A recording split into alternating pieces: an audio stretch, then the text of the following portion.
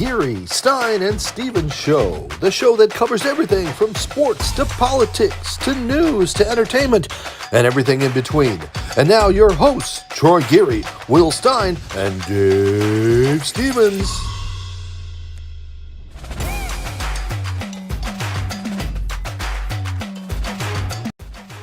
Welcome. Hello, everybody.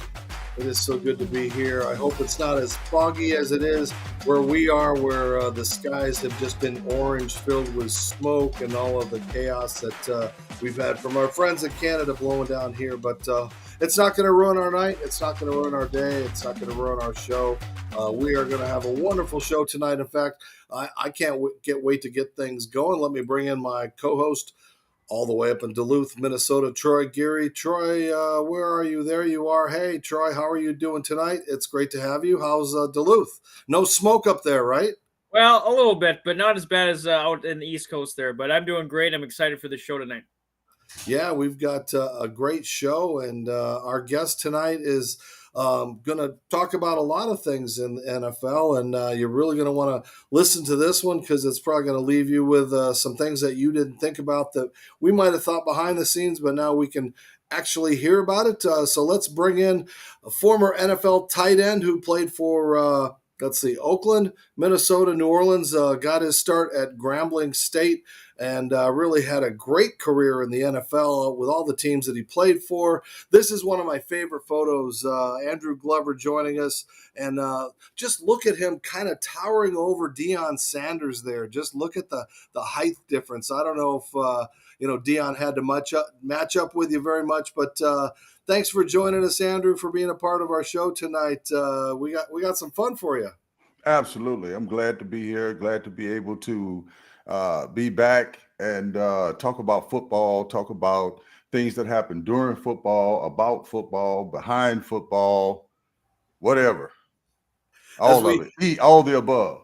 Well, real quick, as we go back to this graphic real quick, I mean, do you remember those matchups with Deion Sanders very much? I mean, look at that size difference. See, Deion right there, we were both looking to see if we're going to get that first down.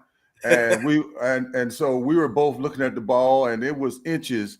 I don't really know if we did get it or not, but he was always a formidable opponent, and we feared him like they feared LT. We would not throw at him. Sometimes our game plan would require us to just work the other half of the field. And while we're on the subject of Deion, I mean, he did a great job, coaching in your guys' league with Grambling State and all the others.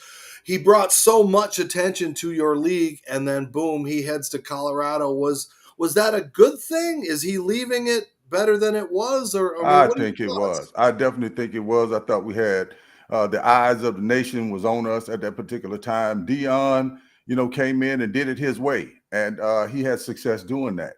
So I'm not going to hate on Deion. I thought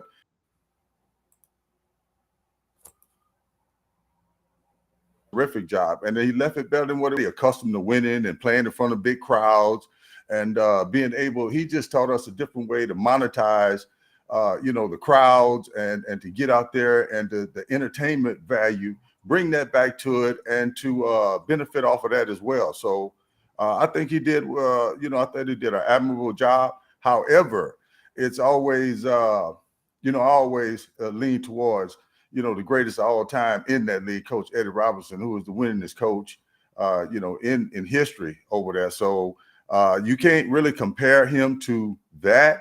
But the time he did spend there, I thought it was positive. And I thought he left us with some jewels, some different things that we need to wake up to and pay attention to. And we could be put in a position where we're on a level playing field and be able to go out and compete. Yeah, speaking of that, you played for the great Eddie G. Robinson. Kind of talk about that. And also, the second part of the question is, now a lot of people know that you also played basketball and track, and you were a starter on the basketball team. Actually, you're a pretty good basketball player. Kind of talk about, your time there and about playing three sports. It was absolutely incredible to have the opportunity to play for Eddie Robinson and be on football scholarship. I was at Grambling on football scholarship, but I got very impatient early on. I was on a Prop 48 coming out of high school, so I had to sit out the first year. I got my grades in order, and then my expectation was very high. But Eddie Robinson was stacked with talent, and he made sure that you earned the position that you're going to be put in, and that you were going to be ready to compete when you got there. I got kind of impatient with that, and I started playing intramural basketball, where the intramural basketball coach saw me playing in a league called Baton Rouge Metro, and we were garnering a lot more fans than were going to the regular basketball game. So he came out, he saw me, and he saw me dominating the competition, and he asked me to come out for his team. He thought I'd be an asset for his team. However, he did not consult Eddie Robinson when he did that. And so in that situation, that is a bad call, because Eddie Robinson pretty much is very well respected by the president, everybody at the university. And Eddie Robinson used to be a basketball coach and coach football as well. So he's used to taking basketball players from the basketball court and using them on the football field, like Ernie Ladd, and made him, a great player. But you can't take football players from him and use them on the basketball court at that time. But I went against his will. I was high strung. I had a lot of energy. I had just played 3 sports in high school for 4 straight years, football, basketball, and track and field.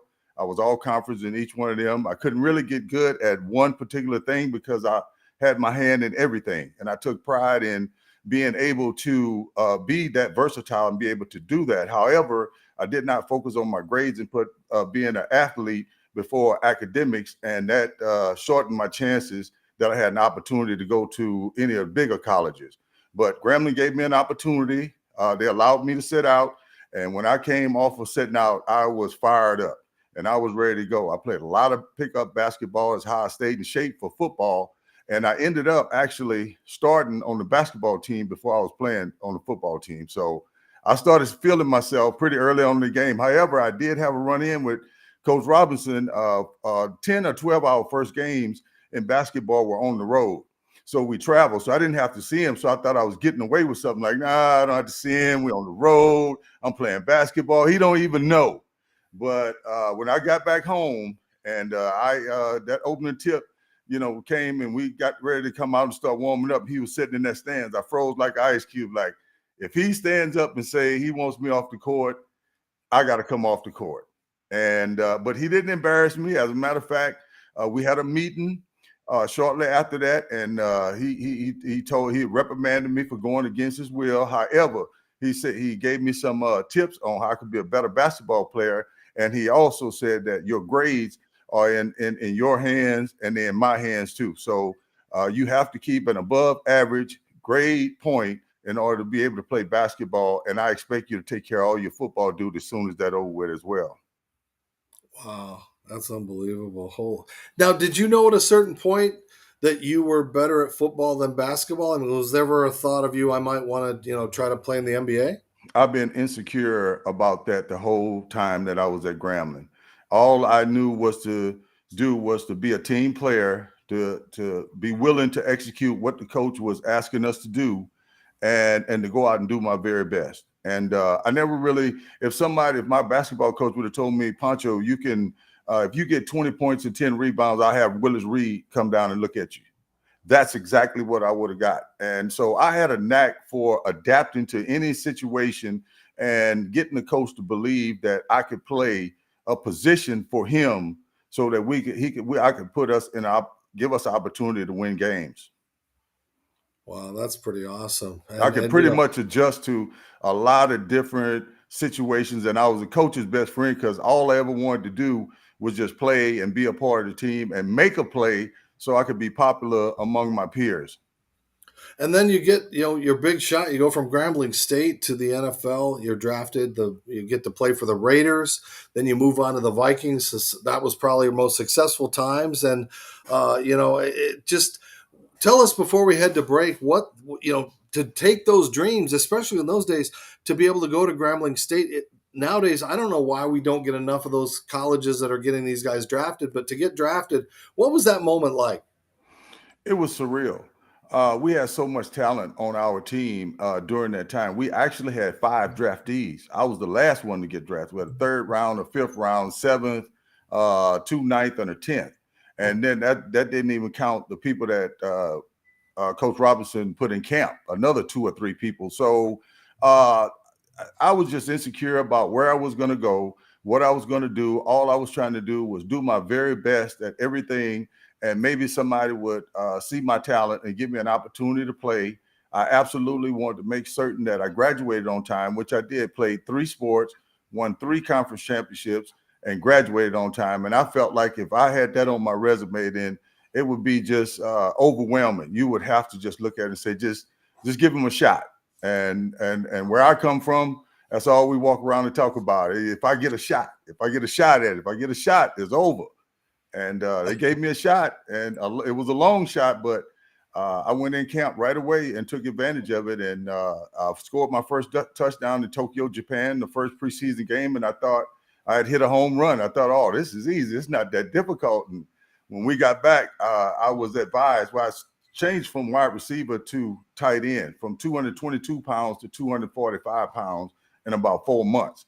And that was a prerequisite. And so, when I scored that touchdown, I thought I was on top of the world and this game was going to be relatively easy. But Coach Arshell told me, if you make it in this league and you sustain, then you're going to have a great foundation. You got to learn the total tight end position, and we're not going to put you out there until you have. Well, it's Chris. That's blocking and pass receiving. We don't have any specialty guys around here that just match up, beat people, outrun people, outjump people. That's not part of what we do. That's not how the NFL was run back then. Well, when I was oh my gosh. Well, when I was at ESPN working with Chris Berman, I just remember when you were in the highlights, he would just say, all he does is catch touchdown passes. That's it was always great to see. But stick with us because we've got some exciting stuff coming up. We're going to talk about your time with the Vikings and some things that are really, really, really going to shock those people. So don't go away. Coming up next, Andrew Glover is going to spill the beans. Stay tuned. Geary, Stein and Stevens. Knock you out. Hi, everybody. Dave Stevens for the Geary, Stein and Stevens show at the Miami Marlins ballpark. And you know what? We get great stars, celebrities, and entertainers on our show, but there's all kinds of great programming and content on Your Home TV. Your Home TV is a free on-demand streaming service reaching global audiences. They feature family-friendly programs with a vast selection of topics and interests. Their platform ideally matches content producers, leading viewers, smart device precision, and immersive HD experiences, plus ease of transaction solutions for everyone. Plus, they've got great shows and content like A Moment of Zen, Financial Freedom, the Retirement Halftime Show, and Make It Happen. And they have all kinds of travel shows, food shows, great programming, and great content. So, for more information, go to yourhometv.com. Check out the Geary, Stein and Stevens show and all of the other great shows. yourhometv.com. Tell them Dave sent you.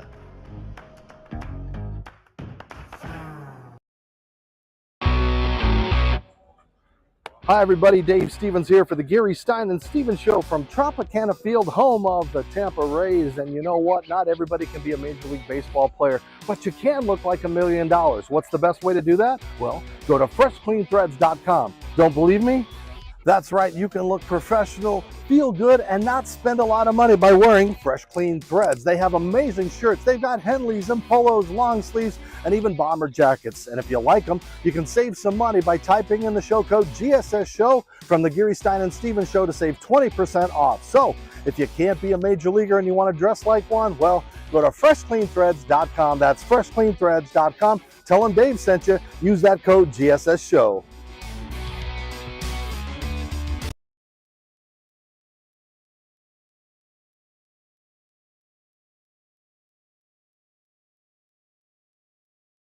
Welcome back to the second part of the Geary, Stein and Stevens show. Let's bring our guests back in. Of course, we're talking to for this segment, we're going to talk about the Minnesota Vikings. So joining me now is, of course, Andrew Glover, continuing to be a part of our show. And Andrew, you know, when we were watching in '98 and we were watching you guys play at Atlanta and first off, what a great season. Before Troy gets to our question, let's talk about that season that you guys had leading up into that Atlanta game. I mean, it was your best season as far as yardage and touchdowns and stuff. Just kind of take us through, how did that offense suddenly so explode?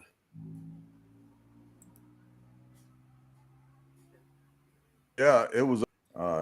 Be 15-1 is something that doesn't happen in the National Football League on a regular basis. It was a special season. It was a very focused season until we got all the way to the end, and that's when I think we beat ourselves. But so many weapons that you guys had, just with you and Randy, and just these. You guys were touchdowns machines, and it seems like that the path was clear for you guys to get all the way to the Super Bowl. Yeah, I don't know if it was a blessing or a curse to have all that talent, because when are you that disciplined to go where the ball needs to go instead of premeditating where you think you want the ball to go? And that's one of the issues that I had even when I was there. I think after the first in '98, I had just got a new contract in Minnesota. As if you guys don't know, I came out of a hay barn, and after the first preseason game in '97 and showed up in Minnesota. And by the third game of that season, I was starting. And that's how that happened. I was introduced to the team, but the whole team was on the field, and they brought me out like a show horse and rode me, and I stretched, and then the trainer told me to go get in there and stretch, and nobody would let me in and stretch. Wow. So anyway, in Minnesota, I was really bought in to break that cover two, that press. They wanted to double team the wide receiver, so we needed a realistic threat in the middle so that people wouldn't double team. So that was my main their main objective for utilizing my talent, was to hold the linebacker and the safety. It was automatic that the linebacker was going to be held. My job was to hold that safety, get him looking in there a little bit too long so we could have our way on the outside. And you had a lot of success. Linebackers could not cover you that season. I think we saw one with Kevin Hardy trying to guard you, and it bounced right off his helmet, and you caught it. But before we get into the heartbreak of that season, you had Chris Carter, Jake Reed, Randall Cunningham. Let's talk about how special and the chemistry you guys had. I think it was just ready-made for offense. The teams knew that we were playing, that they were going to lose. It's going to be about how bad you're going to lose. If we're on our game that day and we do what we practiced and we went out there on that field, it was absolutely nothing you could do about it. It just was a matter of calling the right plays against the right defenses, and making sure that we knew what they were trying to do to us. And every time they got in a blitz situation, then we're going for it. And we had a lot of success doing that. I was used basically as a decoy most of the time. The first 6 games of that '98 season, between the preseason and the first 6 games, I came out ablazing. I was moving and shaking. Brad Johnson started out as a quarterback, and that wasn't a popular thing, during that time. People started complaining. I thought it was fair play, and I wanted to show everybody what I really could do, because I was finally in somewhat of an offense where they would consider my talent. But most of the time, I was the 4th or 5th option, and you don't have 4th or 5th options in the NFL. And rightfully so. I understand you got 2 Hall of Famers, but if you give me half a chance to make some more plays, that I could have plays. But at the beginning of the season, our offensive coordinator said that the tight end position was going to only catch about 50 passes. That's all he needed them to catch. And that really puts you in a bad position, because there's 2 other guys that want to get in there and catch passes, and that's between 3 people. And so you kind of putting a limitation on what could actually happen at the position, because you don't want to step on anybody else's toes and get their feelings hurt. And I almost I was on my way to doing that. If you guys don't know, I was actually voted the Pro Bowl first alternate that year, and I got froze out. The cuffs was put on me after, and I went, and they actually came in and told me that my role was changing and that I was going to be primarily a blocker. And if you guys remember, Brad Hurt and Randall came in. So to have your coach come in and tell you, look, I know you've been doing good. I know you got off to a good start. I know what you're trying to do. We know you're trying to help us, and you're trying to get personal accolades as well. But we're not going to need you to do none of the stuff you've been doing for the first 6 games. We got a new quarterback, so we're going maximum protection. Thank you. Have a nice day. No bitching, no griping, no nothing. Just do your job. Yeah, and you always have been a team player. And so let's talk about that game, 1998 NFC Championship game. I have a couple of questions to ask you regarding that. The first one, right before halftime, you had 30 seconds, I believe, 3 timeouts. What did you think of the decision to take a knee there? Were you happy about it, or did you guys wanted to try to do something? No, I wanted to go for the kill. I thought that's the thing that disrupted our mentality. I think we could have easily won the game if we would have went in the game to win the game, bombs away. We're one game from the Super Bowl, so we're not holding nothing, but we're not saving anything for anybody else. We're going bombs away now, and see if they can withstand it. And I think we let them just hang around long enough till they started getting. We made some questionable calls. I was in the huddle. I heard some of the calls, and I knew from experience in the past that if I had to make the call, that probably wouldn't be that call right now. But I have to trust in this process because we've gotten this far. So I hadn't said anything all year, so I'm not saying anything now. And also Gary Anderson, perfect all season. Just misses one wide left there. How heartbreaking was that? It wasn't his fault. It had nothing to do with him. It was not his fault. It had nothing whatsoever to do with him. We're the highest offense in history of the NFL. And you're going to sit here and tell me that you could make bomb that we should have let go. We had it there, but you got personalities. You got people who want to be involved in the offense. You want them to have big games. And I think we got caught up during the week with a coach that was going to another organization to take a coaching job. And it had just enough distractions for us to be off of our game just a little bit.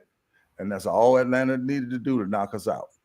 And that coach you're talking about is Brian Billick, offensive coordinator. He interviewed during the bye week there. So you really strongly believe that that distraction ultimately kind of hurt the team there?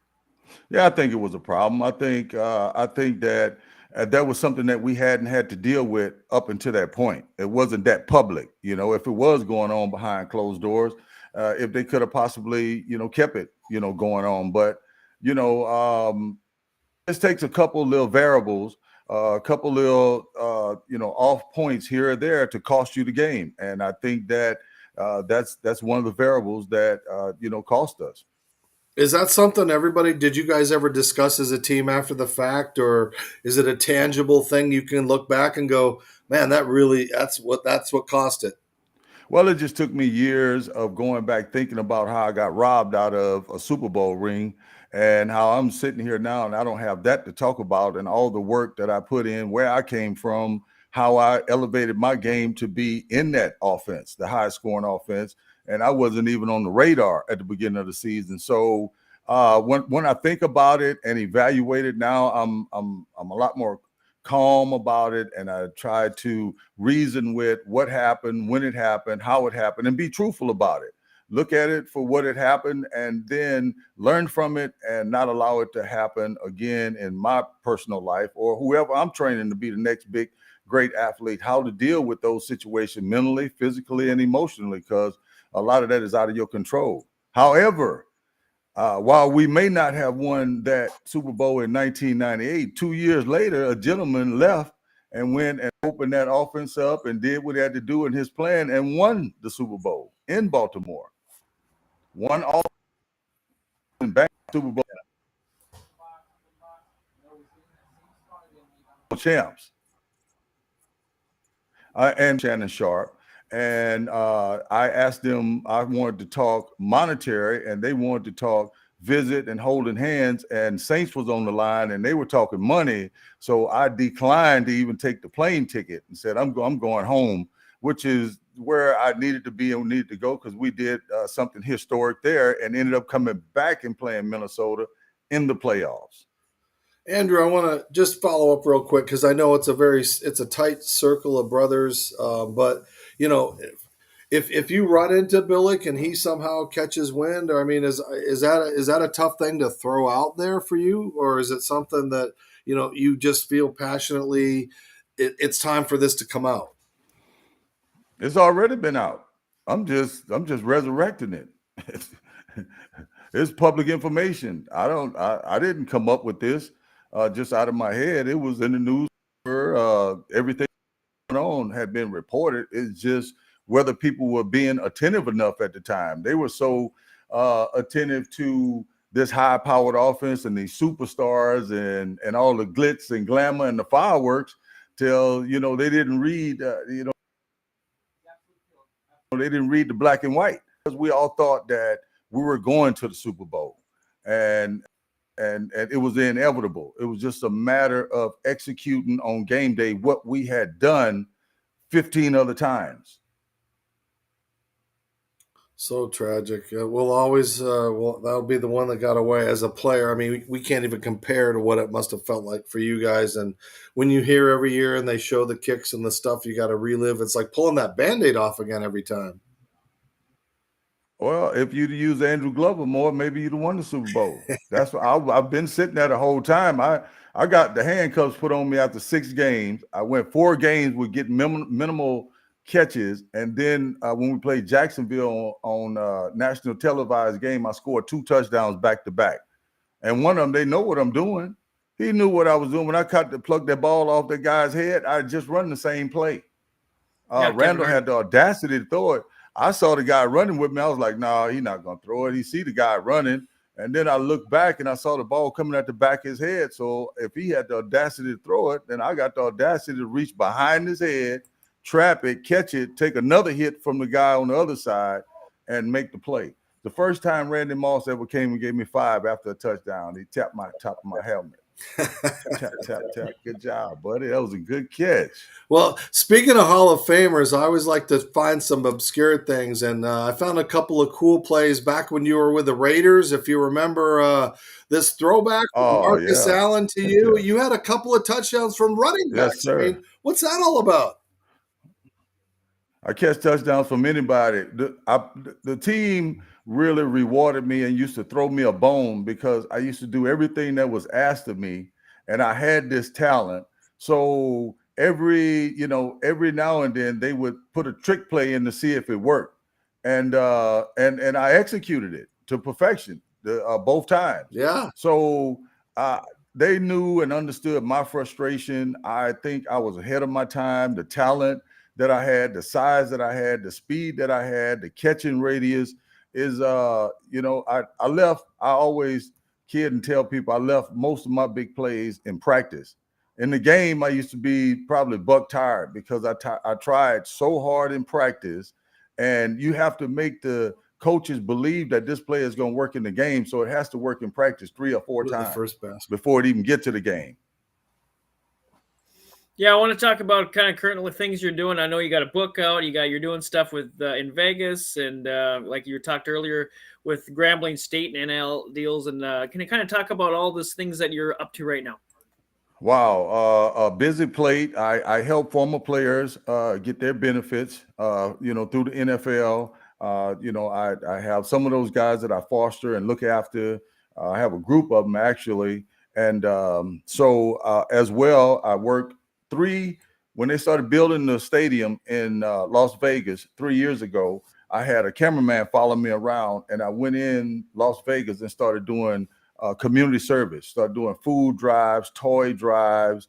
We did something with the military. I did something with Delta. I went to the 100 Academy, spoke to the kids because I knew to do it. I had been nominated for Man of the Year in 1994 by the Raiders before it was called Walter Payton Man of the Year. For all the community service that I had been doing ever since I entered the league, I wanted to make myself more valuable to the team by doing my work on the field as well as off the field. I rarely told them no for anything. Anything they asked me to do, asked me for somewhere to be, I was there on behalf of the team. And so I'm very proud of that. I'm very proud of the community service work that we do. We have an organization, G-Men Nation, that helps the athletes at Grambling and is in a position to help Hugh Jackson. Hugh Jackson is a ex-professional coach and happens to be Gramblin's head coach, that's got to be one of the best hires. So why don't we try to help support him and give him everything he needs and give him the best opportunity to succeed? He he has the resume, he has everything, so I know he can do it. As well as Glover House, which I used to take care of do home health for 25 years with my mother-in-law before she passed, for veterans. And that humbled me in a way and showed me about humanity and the needs that people have. And really, God has blessed me to have a 10-year career, to entrust me with the talent to play 3 sports and to become a 3-sport champion. And I thought that was so significant. Not the fact that you played 3 sports, but you won 3 championships and you graduated on time. This was a prove it. This was intentional. I wanted to prove to Eddie Robinson, to all the naysayers, that if given the opportunity to do something great and to be a team player, that I was your man. And I'm, I think that got lost in a lot of articles where they talk about 2-sport athletes, because they don't have 3-sport athletes. In 1989, there was 25 2-sport athletes in the country. I don't know if you saw that on my Instagram, but I have the paperwork there. 25 2-sport athletes in the country that aspired to do in 1A football, 1A sports. But there was only one 3-sport, not just athlete and letterman, but after I won the conference championship on the football field and the basketball court, it was in my mind to win the triple jump. And I was 220 pounds, but I had it in my heart, and I wanted to do whatever I had to do to get Al Davis to look at this athlete and say, he's worth a shot. And if you give me that, then I'm going to show you something that you thought you were going to get and more. Speaking about making your shot, there's so many people that don't realize you really put your reputation, your career on the line when you brought that lawsuit against the NFL for your brothers that had been there years and years before you. Take us through, what was that like? Did you get death threats? Were you hated? Like what? I mean, it turns out you are a hero, but was that path worth the path that you had to take? Most people don't know about it. Most people don't really know about who were the originators of the original people. I was surprised when I saw it when on social media, when I Googled my name and somebody told me about it. And I was like, well, who put that there and why they put that there? But I've lived and really watched around. I've known that sometimes people get watched. You got to watch your step. But I love the game and I love the guys, and I'm a team player. And what's good for me, whether you play 1 year, 2 year, 5 year, 10 years, is good for all of these guys, because you could have been hurt. I've seen people get hurt on one play and that's it. But I don't think that I'm any better than that guy, because I was able to make it 10 years and he was only able to make it 2. And I think he's deserving of all the rights and privileges that he is due, from helping that organization get bigger TV contracts, get more money, salary cap go up, and all of that. Then once we are part of these organizations, we're never not a part of these organizations until the day we die. That's a fraternity. So why don't we utilize and help each other and help families? Sometimes people are not smart enough and don't want to listen to me help them, but I go past that. If you don't want me to help you, allow me to help you help your family, because you may not know that you're not doing what you're supposed to do. And I'm not hiding that information. I'm universal. Some guys will do something, they won't tell you. They'll have something, have an opportunity to do something. I started a business in Vegas called Pro Player Promotions. The 3 years I was out there working, we set up interactive experiences with ex-professional athletes and corporate clients. We bring these people together in the same room. We eat with you, we drink with you, we sign autographs. It's a little bit closer than just sitting at the table, signing an autograph and pushing you away. I learned that from the great Willie Brown, who was with the Raider organization and who taught me everything I know about how to deal with the organization and the community. And I learned a lot from Al Davis, and business-wise, strategy-wise. I won some against him, I lost some against him, but in the end, I got the letter to prove that I'm entitled to be a Raider. He is in his words, is in his writing, is going to be in the book. And it's the first time that I'm really talking publicly about it or bringing it out, because I just want to dispel the myth that everybody think that they know who the ones are that have been ordained, who were separated. I come from a blue collar group of football players with hard hats and lunch pails every day. We made a lot of sacrifices for those superstars to be superstars. In my mind, there are no greatest ever. GOAT. If you played on the team, how you the GOAT when so many other people made sacrifices for you to do what you did? You know, if I used to have to set picks for other people, do a rub for somebody else to get off and catch the ball. I was open on the way to set the pick. I had to deal with myself with that. I gave up a lot of personal goals in order to play and coexist on teams and be in the NFL. But grant you this, every team I went to, I started.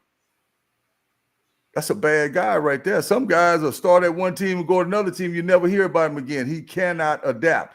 It don't matter to me what your team needs. If you need a blocking tight end, you got it. If you need a receiving tight end, you got it. If you need a blocking and receiving tight end, you got it.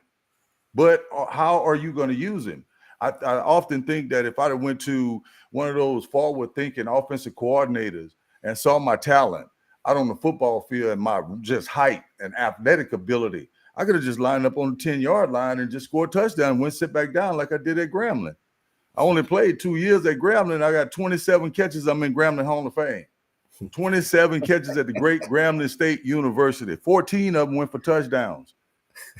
Every other catch was a touchdown. I go sit back down because we were averaging probably 600-700 yards a game combined, running and passing. So Al Davis saw me in this one game. We're playing against Stephen F. Austin my junior year. I came off the bench and caught 6 passes for 211 yards and 3 touchdowns. And I ran through cover 2, and I was the fastest that I ever run in my life, I think, with pads on. And that put me on the map. Once I was on the map and Coach Eddie Robinson said positive things about my ability, then, that shot got a little bit closer. Now, when you were fighting against the league, were there some really tough meetings, or they just try to tell you, hey, shut up, you can't do this, we'll crush you with our $1 million lawyers? I mean, what was that David and Goliath? How did you think you could win? That's not I've had multiple lawsuits against the NFL. I've had an image lawsuit where they used my picture for the Houston Texans to promote the Houston Texans organization without my permission, and they put me in the uniform and the insignia on me as well. So I'm not new to that. Al Davis sued the NFL, and I felt like it was beneficial for the players. I felt like they needed it. We had nowhere to get it, and I just didn't want to be thrown out like yesterday's garbage. If I had to put myself on the line and be a consummate team player, I often thought about people watching me. I had cars go up and down my street.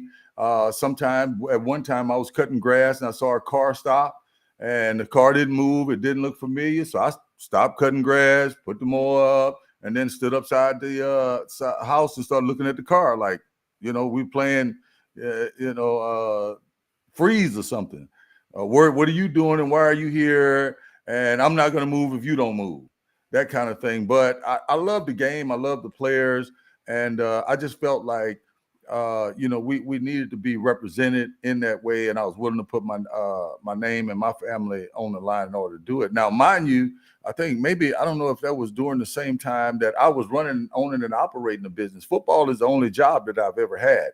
I used to own and operate Sonic drive-ins in 2003 for about 10 years, and it worked the crap out of me. I just took the team concept from football, transferred it into the fast food restaurant, became $1 million a restaurant in 1 year. So, and that was to prove that when I left football, I left angry, I left disappointed, I left as a starter. I was through with the politics of it. It wasn't about me competing for a position anymore because they didn't want me on the team. How you go from a starter to off the team? You don't put me second or third and say, okay, you can work your way back up. But I was playing as well in my latter years than I had exhibited in my early years. And I got paid more in my latter years, which usually don't happen in the NFL. But where there's where there's a will, there's a way, and God was leading me to and through all of these situations. I wasn't doing it by myself. My wife was there motivating me, and I had God in my life. And I think I had a spiritual awakening when I came to Minnesota and had my. It was a new beginning for me. I had been battered out on the West Coast with the Raiders. I couldn't find my way for the talent level that I had. I was trying to integrate myself into the offense and be a team player, but some of my own teammates were stepping on me, and some of my own teammates were afraid and didn't want to see you do well. And I just didn't see the game like that. I could not approach it like that. And, that led me out of town. The amount of money that I thought I wanted to make, I wasn't going to make that money in the Raiders uniform because I was a 10th round draft pick. And I had to prove a point from the owner to the organization down that I am as capable as anybody in the business if you give me the opportunity to succeed.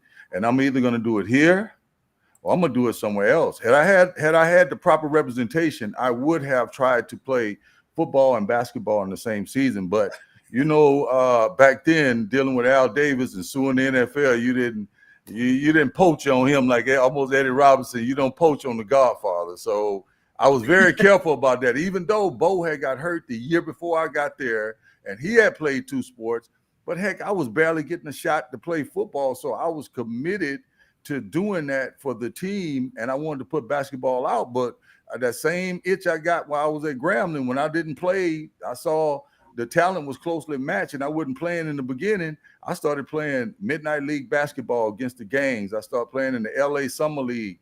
The Raiders had a basketball team, and we traveled against other NFL teams, and actually we won the championship in Santa Clara.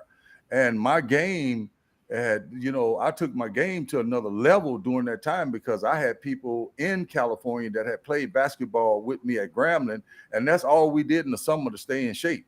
And so if I'd had the proper representation, I would have wanted to take a stab at it. But, with dealing with an owner like you have and trying to make one job instead of trying to make 2 and don't have no job. So in the letter, he talks about my loyalty to the organization. And, they were talking about me playing football well after about 4 or 5 years after I got drafted.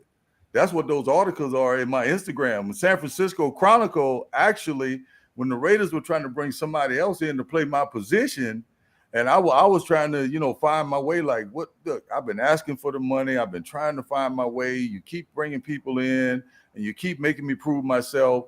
And now the newspaper then took it up on themselves to say, oh, well, we'll just bring this up now. Well, what about basketball? And I was like, shh, don't. After the first year after I started, San Francisco Chronicle faxed a article to the Raiders about me playing basketball. And I have that actual letter. So they knew. And when they sent the news people out to talk to me about it, I backed off of it and told them that I was committed to playing football right now. And that's what I was focused on. That would be good, but I don't want to entertain that right now. But I thought that the newspaper was setting them up like, since you doing him a bad deal, we're going to pull this one on you. Because it had already, we had one come out in the LA Times, one came out in the San Francisco Chronicle, and then one of them followed us all the way down to Dallas and Austin newspaper, and they wrote about it as well.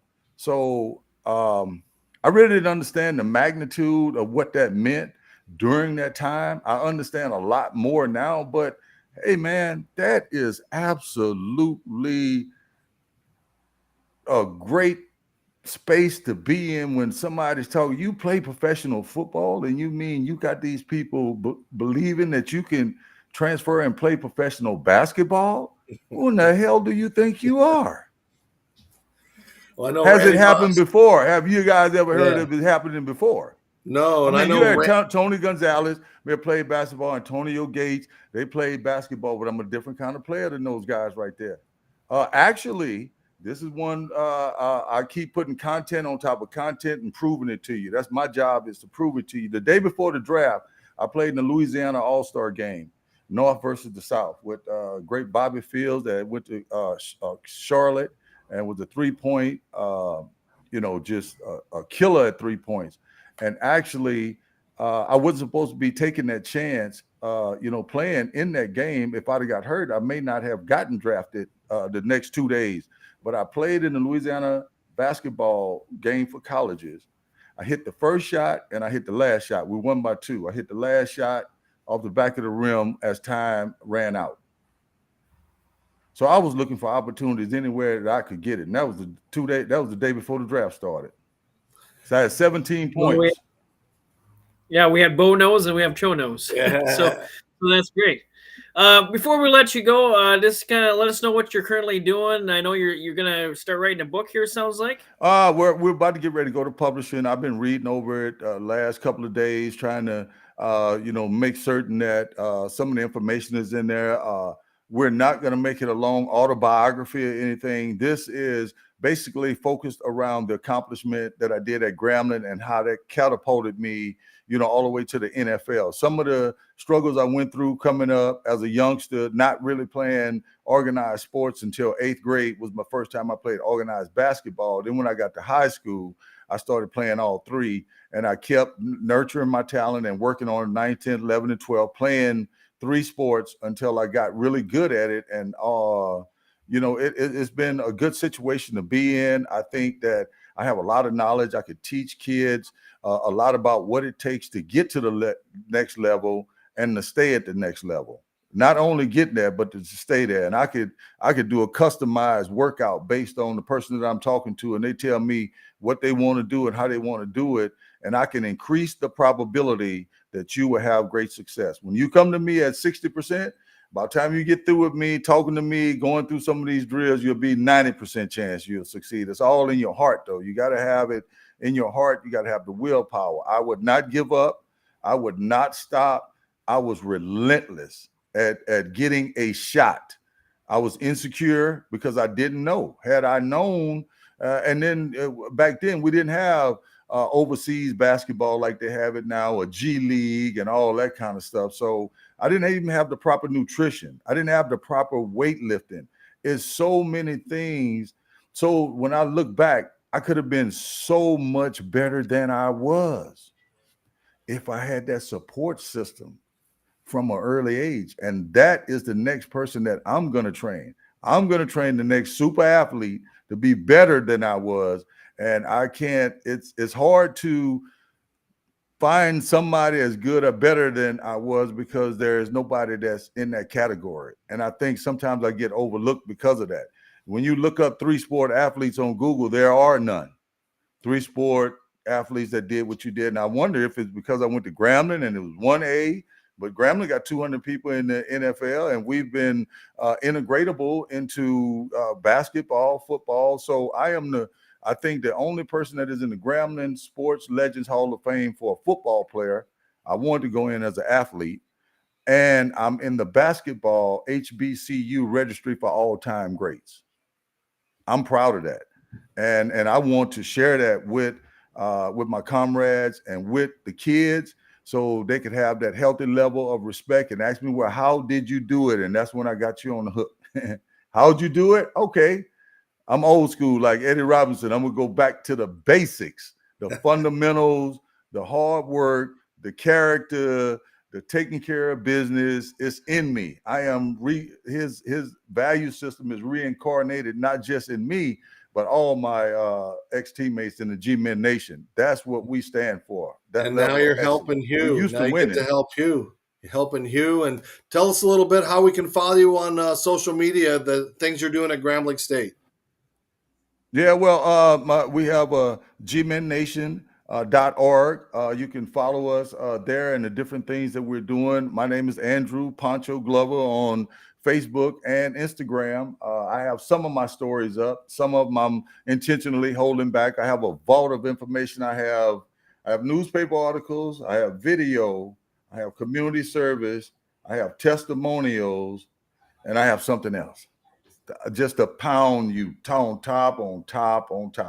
Some of those basketball highlights I'm floored by. Did you see guys get an opportunity to see the ones against Kansas City Chiefs? We played them in Kemp Arena with 10,000 people. And on that day, I was trying to put together a tape for an NFL scout to watch and see what elements of my game would be transferable on these other professional athletes. And they wanted to win that game, and we was in Kansas City, but I would not let them win. I coached the game. I played every position, and I didn't come out the game. We went there with 6 people, and one of them was Will Brown, and he was probably 56 years old. And I told him to make the little couple of $100 we was getting paid, don't you worry about getting off the bench. I got these boys. I got them. And they had about 10 guys, and some of those guys was huffing and puffing, couldn't catch their breath. It was falling out, and I was giving them the business, just going around them, hitting shots. And one of our defensive backs blew his knee out. That's why the tape never came out. So we get in the third quarter, and we playing hard, and we on a break, and I pass him the ball, and nobody's around him. He bounces it and steps in front of himself, and his knee buckles, and he blows his knee out. Ooh. And so I got to finish the game, and we know it's going to get back to Al. And what the hell am I going to do with this tape now? I got to be quiet because I might be on the Budweiser hot seat behind this one, and it's just not good. So I held the tape for a long time, and I'm just now pulling it out the vault now and going back looking at it, and it is pretty exceptional. And I think it has built a great case, and some plays were made on those guys where you can see that absolutely my talent would be transferable to a professional basketball court. Well, we appreciate your time with us and in the NFL and said the NBA. But thank you. Just some extraordinary insight, Andrew, and best of luck. And when the book comes out, make sure we get you back so we can talk about that. And hopefully there's some salacious tidbits in there about some crazy times and stuff like that, So yeah, we got a little bit of that going on in there too. And like I said, that I think that the letter, and you guys would want to know, that letter that I got from Al Davis was on my desk in Minnesota in that 98 season when he thought I was about to go to the Super Bowl. And all the problems that he and I had in the past was rectified through that letter, handwritten letter, hand signed. And the content in the letter is explosive. It is just what you would want somebody to say about you if you were interviewing for the job of your life.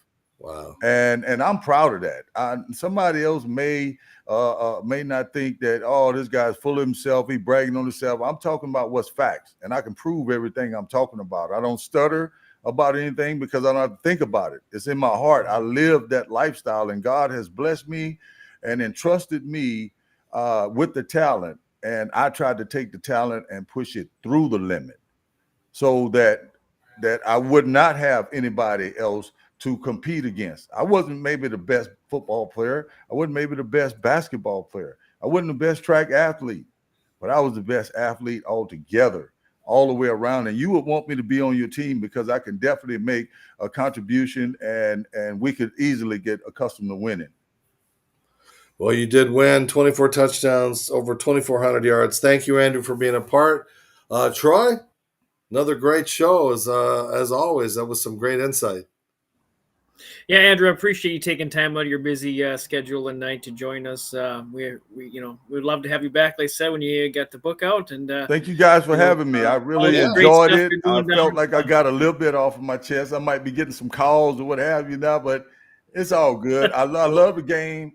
I love the players, and it's up to us to preserve what we did, what we had, to share that with people, to learn from it, and then to teach the youngsters coming up so they can know exactly how to prepare and things that they need to do in order to stick and stay when they get to the next level.